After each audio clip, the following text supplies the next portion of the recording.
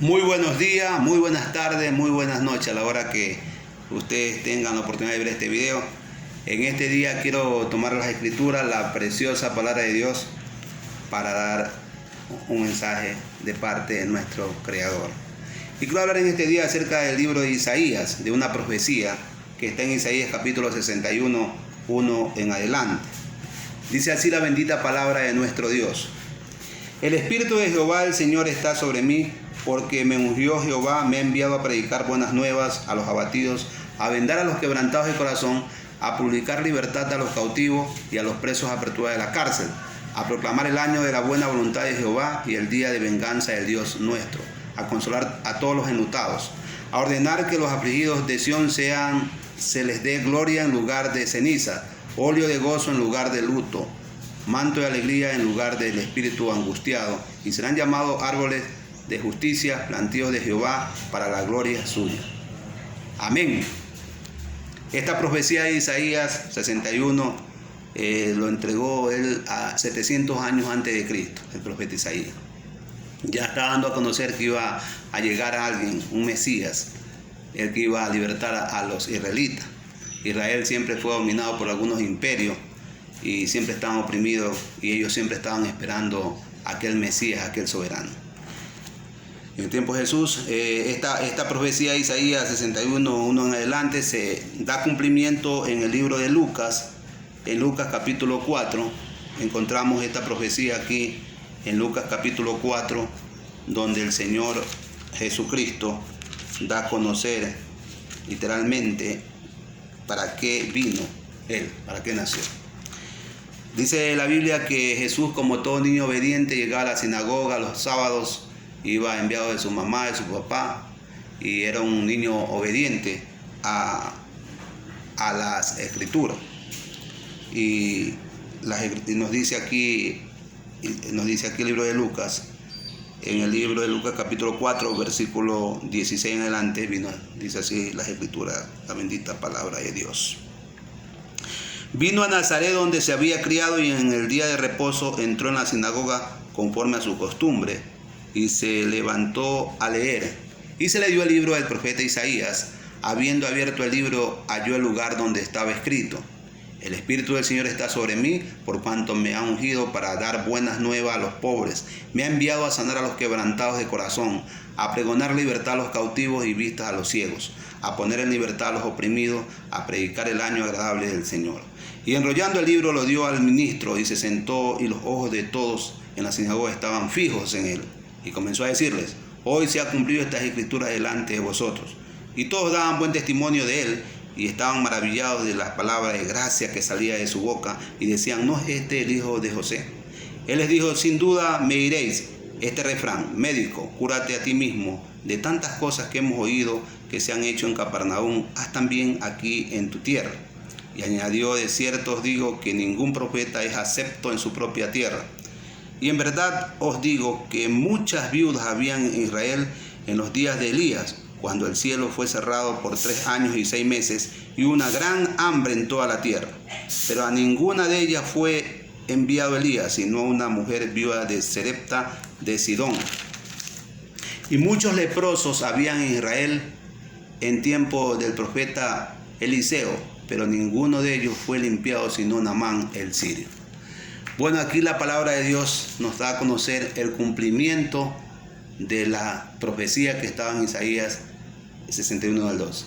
700 años antes de Cristo. Ya Isaías había profetizado para qué llegó Jesús. ¿Cuál fue el propósito de nuestro Señor Jesús aquí en la tierra, de nacer? Y entonces Jesús llegaba, y bueno, entonces le dijeron: Dame el libro del profeta Isaías ese sábado en la sinagoga. Y dice que abrió el libro del profeta Isaías, dice: Yo soy aquel que habló el profeta Isaías. Vengo a libertar a los presos, a dar vista a los ciegos. Yo soy aquel que estaban esperando ustedes. Israel siempre estaba esperando un Mesías, siempre estaban esperando un libertador, y Jesús vino a ser el libertador. Pero ellos estaban esperando un libertador con armas, ¿no? Con armamento, porque en ese tiempo estaban dominados por el Imperio Romano, y los romanos eran dueños de todas las armas, y por supuesto esperaban un libertador que venía a libertarlos de la opresión de los romanos. Pero Jesús no vino a libertarlos en la parte en la parte física, en la parte de armamento, sino vino a libertarnos en la parte interna de nuestras almas, en la opresión donde estábamos metidos. Recuerden que en el Antiguo Testamento, para aplacar la ira de Dios, se tenía que matar a los becerros, tenía que matarse los corderos, con eso los sacrificios en holocausto para aplacar la ira de Dios. Pero Jesucristo vino a ser el Cordero de Dios que quita el pecado del mundo. Juan el Bautista dijo en el Jordán, cuando Jesús iba llegando a ser bautizado, dice: he aquí el Cordero de Dios que quita el pecado del mundo. Es decir, que tenía que llegar Jesús a ser sacrificado para que nosotros seamos limpiados. ¿Pero para qué? Para que usted y yo seamos limpios y tengamos la vida eterna. El primer pecado, el pecado de Adán y Eva, ese pecado original nadie lo podía quitar, ni con sacrificios de holocausto, ni con nada de esas cosas. El único que podía limpiar del pecado original de nuestros primeros padres, Adán y Eva, era Jesucristo nuestro Señor, a través de su sangre preciosa. Cuando Él derrama la sangre de Él por nosotros, y cuando nosotros nos arrepentimos de corazón, somos limpiados de ese pecado original. Eso lo dice el libro de Romanos capítulo 3, 23, por cuanto todos pecaron están destituidos de la gloria de Dios. Y la paga del pecado original es muerte eterna, mas la misericordia en Cristo Jesús es vida eterna. Es decir, querido amigo, querida amiga, que es necesario buscar a Cristo, recibirlo a través del arrepentimiento, y Él nos limpia de toda maldad, de ese pecado original, para que tengamos el pase a nuestro Padre eterno. Dice que Jesús viene a ser el puente para la salvación eterna. Nadie puede encontrar la salvación, nadie nos puede dar la salvación. El único Salvador es Jesucristo. Dice que no hay otro nombre dado a los hombres para salvación. No hay otro nombre. Jesucristo es el Salvador.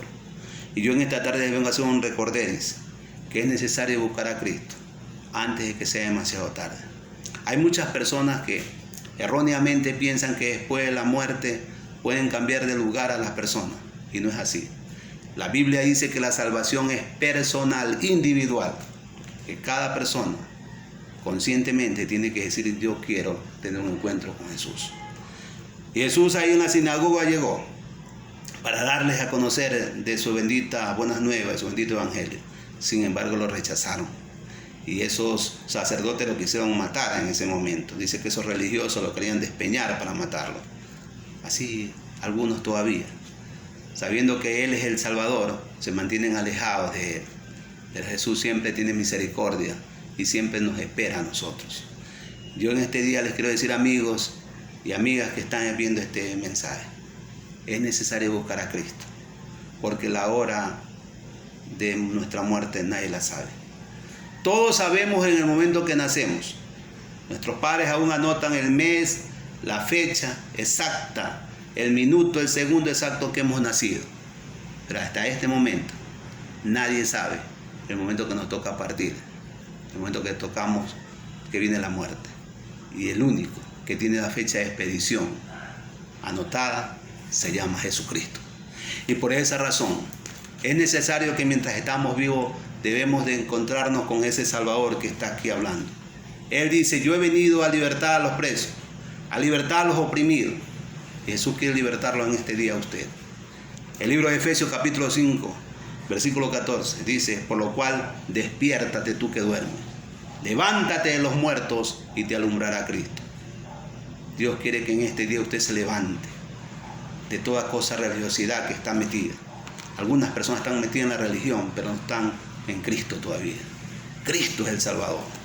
Cuando lo recibimos genuinamente, Él llega a nuestro interior y nos cambia la mente, nos cambia el corazón y nos hace personas diferentes. Y yo en este día les quiero decir, no es necesario cambiarse de religión. Es importante tener un encuentro con Jesús a través del arrepentimiento, aceptar que somos pecadores y que necesitamos el arrepentimiento para tener un encuentro con Jesús. En esta mañana, en esta tarde, en esta noche, usted está viendo este mensaje. Yo le animo a que reciba a Cristo en su corazón. Recuerde que Él lo dijo en la sinagoga: yo soy aquel que habló el profeta Isaías, que he venido a libertar a los presos, a proclamar el año de la buena voluntad de Dios, a libertar a los quebrantados, a dar vista a los ciegos y la ceguera espiritual Solo Jesucristo nos puede quitar cuando lo recibimos como nuestro Salvador y nuestro Señor. Este es el día. Si lo quiere hacer, amigo, amiga, repita conmigo esta oración. Yo la hice hace 24 años y Jesucristo llegó a mi vida y me cambió mi mente, me cambió mi corazón y me hizo una persona diferente a lo que era antes de conocer a Cristo. Cristo lo puede cambiar. Este es el día. ¿Quiere hacerlo? Repita conmigo esta oración. Dígaselo así.